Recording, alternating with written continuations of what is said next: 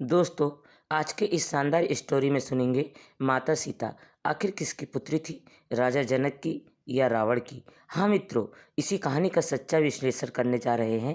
Video शुरू करने से पहले अगर आप चैनल पर नए हो तो वीडियो को लाइक और चैनल को सब्सक्राइब अवश्य कर लें और बेल आइकन घंटी को प्रेस जरूर करें। माता सीता राजा जनक को खेत में हल चलाते समय पर प्राप्त हुई थी, लेकिन वे कलश में वे कैसे पहुंची थी, यह एक रहस्य है। दोस्तों, आपसे बता दें कि अद्भुत रामायण में सीता की इस रहस्य की पर्दा उठाया गया है। तो आज के इस वीडियो में आप सभी को इसकी पूरी वृत्तांत की कहानी सुनाएंगे। मित्रों, पौराणिक कथा के अनुसार सीता माता मिथिला नरेश जनक की पुत्री थी। एक बार जब राजा जनक के राज्य में अकाल पड़ गया था तो उन्होंने आशु को सलाह के स्वयं में खेत जोतना आरंभ कर दी ताकि उनके इंद्रदेव की राज्य पर कृपा हो सके।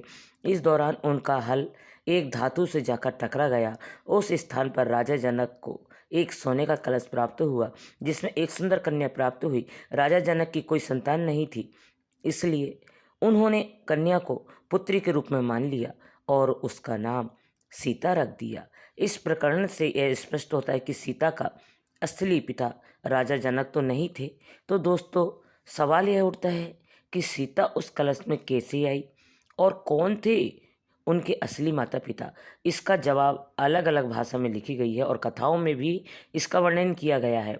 दोस्तों, अद्भुत रामायण के अनुसार त्रेता युग में जब लंकापति रावण तीनों लोकों पर अधिकार कर रहा था या चाह रहा था, तब कर रहा था, तब उसके तप से उत्पन्न तेज के कारण सारा संसार जलने लग गया।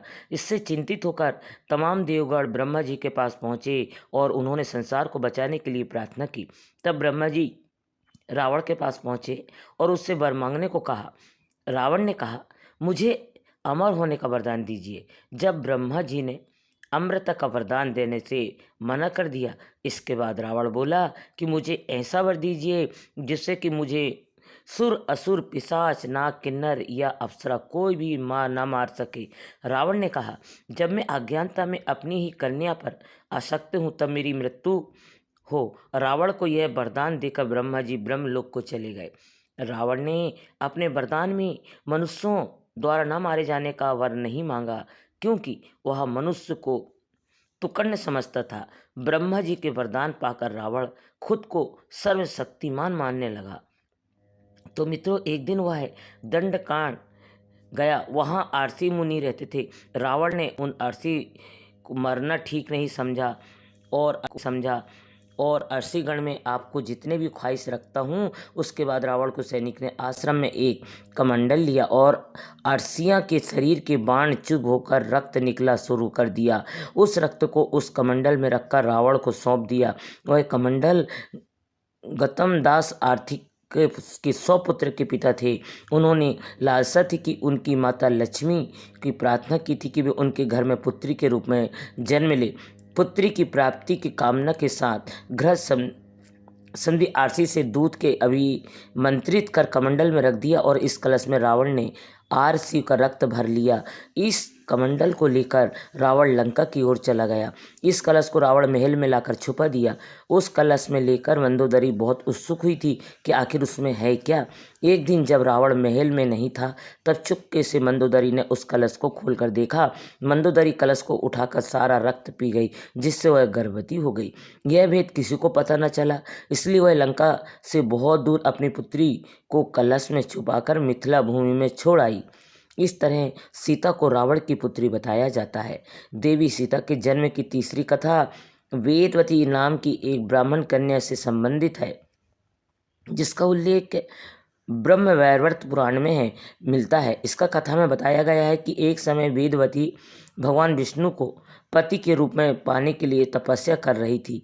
हिमालय पर भ्रमण करते हुए रावण की नज़र वेदवती पर गई और वह कामा हो गया। रावण ने वेदवती का हाथ पकड़ लिया और जबरन संबंध बनाना चाहा, लेकिन वेदवती ने रावण से खुद को छुड़ा लिया और परवश की खाई में कूद गई। मरते मरते वेदवती ने रावण को श्राप दिया कि वह फिर से जन्म लेकर उसकी मृत्यु का कारण बने। अपने पूर्व जन्म में कौन थी माता सीता? मर्यादा पुरुषोत्तम प्रभु श्री राम की धर्मपत्नी माता सीता, जिन्हें लोग जानकी, मैथिली, वैदेही और न जाने किन किन नामों से जानते हैं, माना गया है। तो यह भी कहा जाता है कि माता सीता देवी महालक्ष्मी का अवतार है। लेकिन क्या आप जानते हैं कि माता सीता ने राजा जनक के घर में क्यों जन्म लिया? अपने पूर्व जन्म में कौन थी माता सीता? जब धर्म की हानि होती है और पाप बढ़ता है, तब भगवान धरती पर प्रकट होते हैं। यह संपूर्ण सृष्टि भगवती जगदम्बा की ही माया है।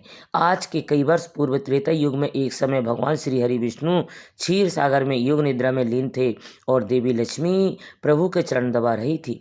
तब भगवती लक्ष्मी ने श्री हरि के हृदय में विराजमान हो प्रभु से प्रार्थना करी कि मैं पृथ्वी लोक पर कुछ समय के लिए जाना चाहती हूँ। और इस प्रकार श्री हरि की स्वीकृति लेकर देवी लक्ष्मी पृथ्वी लोक के भ्रमण पर चली गई और वहाँ देवी के भेंट देवताओं के गुरु बृहस्पति से हुई। देव गुरु बृहस्पति ने माँ से इच्छा प्रकट की कि हे महामाया, देवताओं के उद्धार और असुरों का विनाश के लिए आप मेरे कुल में जन्म लें। इस प्रकार देवी लक्ष्मी ने बृहस्पति के पुत्र ब्रह्मा राशि कुश ध्वज की पुत्री के रूप में जन्म लिया और अपने जन्म के कुछ बाद ही उस कन्या को वेदों का ज्ञान हो गया था, इसलिए उस कन्या का नाम वेदवती रखा गया। वेदवती एक बहुत ही सुंदर कन्या थी जो भगवान विष्णु की परम भक्त थी। वेदवती अपनी भक्ति में इतनी लीन हो गई कि भगवान विष्णु से प्रेम करने लगी। अपने मन में श्री हरि से विवाह की इच्छा की कठोर तपस्या करने लगी।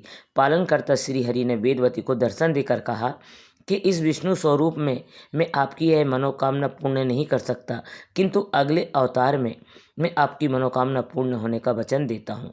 पर देवी वेदवती तो पुनः श्री हरि के ध्यान में लीन हो गई और फिर एक बार उस स्थान पर परम शक्तिशाली असुर रावण यहाँ से गुजर रहा था और उसकी नज़र वेदवती पर पड़ी। रावण ने वेदवती से विवाह का प्रस्ताव रखा और वेदवती के अस्वीकार करने पर उसने वेदवती के केस पकड़कर अपमान करना चाहा, किंतु पर पुरुष का स्पर्श पाते ही वेदवती ने तत्काल अपनी देह को भस्म कर रावण को श्राप दिया कि मेरे ही कारण तेरी मृत्यु होगी, मैं ही तेरे अहंकार और संपूर्ण कुल का सर्वनाश करूंगी। फिर क्या था, वेदवती ही अगले जन्म में मिथिला नरेश जनक की पुत्री सीता के रूप में प्रकट हुई। मिथिला नगर में भयंकर अकाल के कारण जब सूखा पड़ा तो वहाँ के दुख दूर करने मिथिला नगर में साक्षात भगवती लक्ष्मी स्वरूप वेद और वेदवती ने सीता का जन्म लिया।